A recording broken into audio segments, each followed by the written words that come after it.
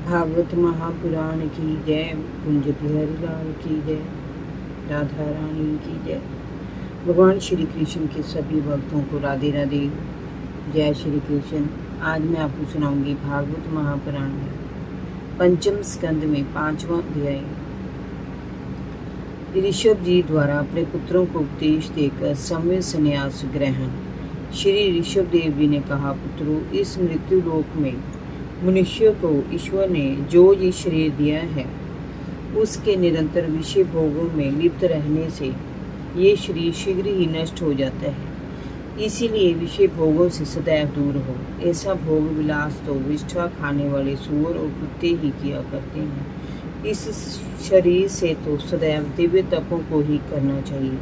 तप करने से अंतःकरण शुद्ध होता है और शुद्ध हृदय से ही ब्रह्मानंद की प्राप्ति होती है। शास्त्रों में महापुरुषों की सेवा को ही मुक्ति का मार्ग बताया गया है और स्त्री का संग करके विषय भोग में लिप्त रहने वाले व्यक्ति को नरक प्राप्त होता है। महापुरुष वे लोग होते हैं जो समान भाव से परम शांति के साथ क्रोध को पूरी तरह से जीतकर सबके हित चिंतक और सदाचारी होते हैं। मनुष्य कुकर्म में प्रवृत्त तभी होता है जब वह इंद्रियों के वश में होकर प्रमादी हो जाता है। ये अच्छी बात नहीं है, क्योंकि इसी के कारण आत्मा को असत्य का मार्ग और दुख पहुंचाने वाला शरीर प्राप्त होता है। जब तक मनुष्य को आत्म तत्व का ज्ञान नहीं होता, तभी तक अज्ञानवश वह संसारिक मोह माया में फंसकर अपने शरीर को ही प्रमुख मानता है और उसी की संतुष्टि में लगा रहता है। जब तक उसके मन में लौकिक वासनाएं बनी रहती हैं, तभी तक उसे देह का बंधन भी घेरे रहता है। इसीलिए जब तक जीव के मन में आत्मा के द्वारा परम तत्व परमात्मा को पाने की जिज्ञासा नहीं होती, तब तक वह देह बंधन से कभी नहीं छूट पाता। जब तक जीव स्वार्थ में लिप्त होकर इंद्रियों के प्रभाव को झूठा अथवा असत्य नहीं मानता, तब तक वह आत्म स्वरूप की समृद्धि को भूलकर अज्ञान के कारण घर गृहस्थी और अपने परिवार के सदस्यों के बारे में ही सोचता रहता है तथा विविध प्रकार के दुखों को ढोता है। प्रिय पुत्रों, ज्ञानी जन स्त्री पुरुष के मध्य तपंते भाव को ही स्थूल ग्रंथि मानते हैं। एक दूसरे के प्रति शरीर मोह ही उन्हें इस संसार के बंधनों से मुक्त नहीं होने देता। वह उसे मैं और मेरेपन की भावना से बांधे रखता है, परंतु जिस समय कर्म वासनाओं से विरक्त होने लगती है, तभी उसे ये दाम्पत्य मोह भी असत्य लगने लगते हैं। तब वह इस अहंकार को कि ये मेरा है छोड़कर सभी संसारिक बंधनों से मुक्त होने के लिए छटपटाने लगते हैं और आत्म स्वरूप के साथ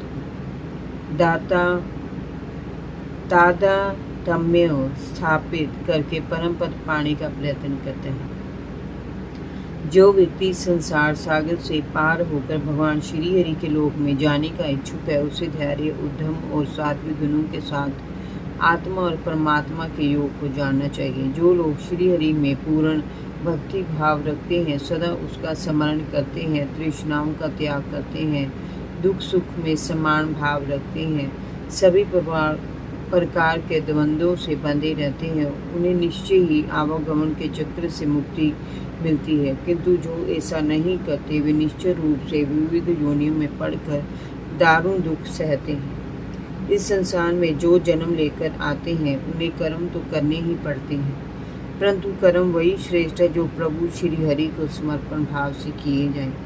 कथाएं वे ही उत्तम है जो श्रीहरि की लीलाओं का गुणगान करती हूँ। उनके श्रवण से प्रभु में भक्ति का और उनके चरण कमलों में समर्पित होने का भाव जागृत होता हो।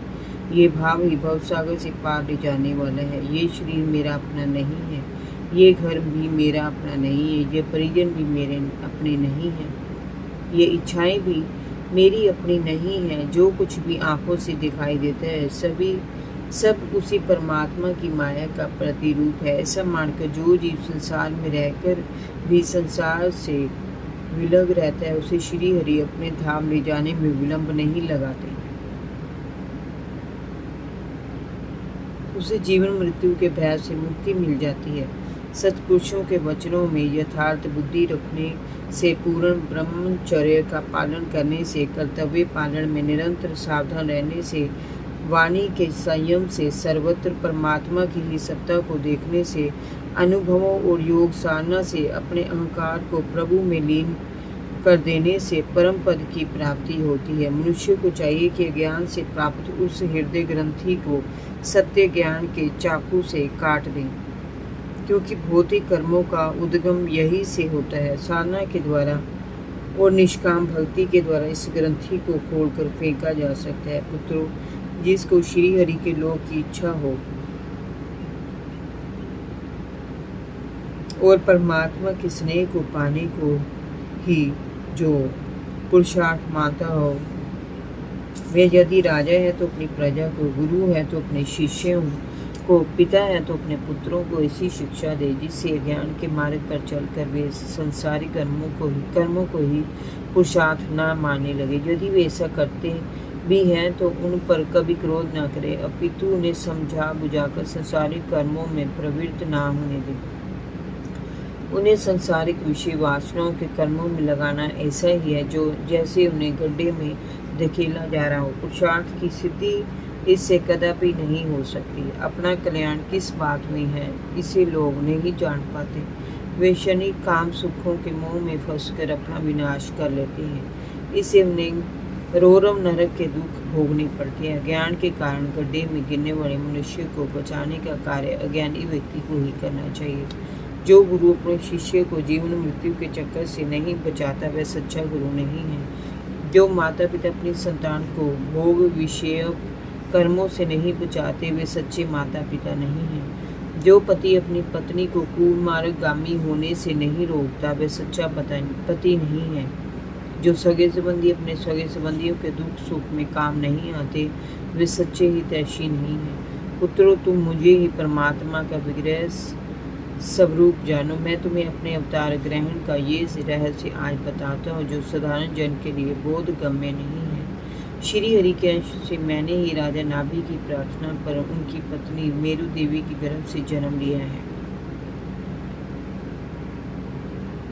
शुद्ध सत्य ही मेरा हृदय है। धर्म वही है जहाँ सत्य है। अधर्म मेरे पास कभी नहीं फटकता। इसलिए सतपुरुष मुझे ऋषभ कहकर पुकारते हैं।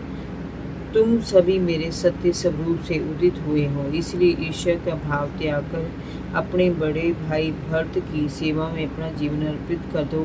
यज्ञ से उनकी सेवा करना ही मेरी सेवा है। तुम्हारे लिए यही प्रजा का कल्याण है। पुत्रों, सभी जीवों में वृक्ष अत्यंत श्रेष्ठ है, उनसे चलने वाले जीव श्रेष्ठ हैं और उनमें भी कीट पतंगों से श्रेष्ठ ज्ञान युक्त पशु पक्षी श्रेष्ठ हैं। पशु पक्षियों से श्रेष्ठ मनुष्य है, मनुष्यों से श्रेष्ठ प्रथम गण से श्रेष्ठ गंधर्वों से श्रेष्ठ सिद्ध योगी हैं और सिद्ध योगियों से श्रेष्ठ देवताओं के अनुयायी किन्नरादि हैं।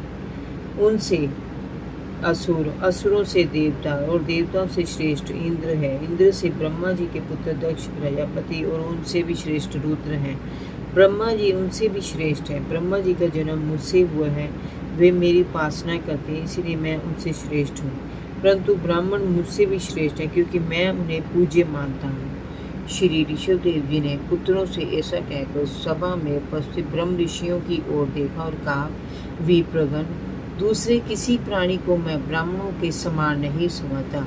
लोग श्रद्धा पूर्वक ब्राह्मणों के यज्ञ रूपी मुख में अन्न की जो आहुतियाँ डालते हैं उसे मैं बड़ी प्रसन्नता से ग्रहण करता हूँ। जिन लोगों ने इस लोक में वेदों के अध्ययन से मेरी पुरातन मूर्ति को अपने हृदयों में धारण कर रखा है और जो परम पवित्र सत्य, शांति, शक्ति, दया, तप, सहनशीलता और ज्ञान आदि गुणों से संपन्न ब्राह्मण हैं, उनसे बड़ा और कौन हो सकता है। मैं ब्रह्मा से श्रेष्ठ और अनंत हूँ और स्वर्ग तथा मोक्ष देने की सामर्थ्य रखता हूँ। परंतु मेरे निष्प्रह भगत तो ऐसे हैं जो मुझसे कभी कुछ नहीं मांगते।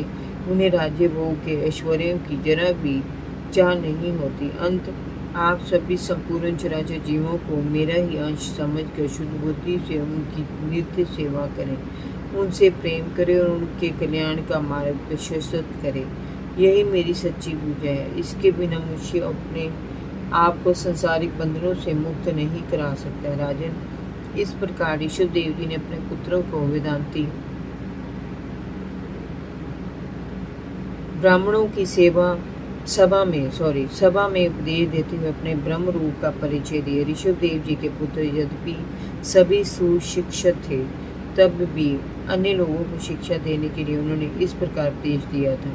उनके 100 पुत्रों में भरत जी सबसे बड़े थे। वे भगवान के परम भक्त थे। पृथ्वी का शासन करने के लिए ऋषभ देव जी ने उन्हें राज्य सिंहासन पर बैठाया था। उसके बाद वे समय जीवन से विरक्त होकर घर से निकल पड़े।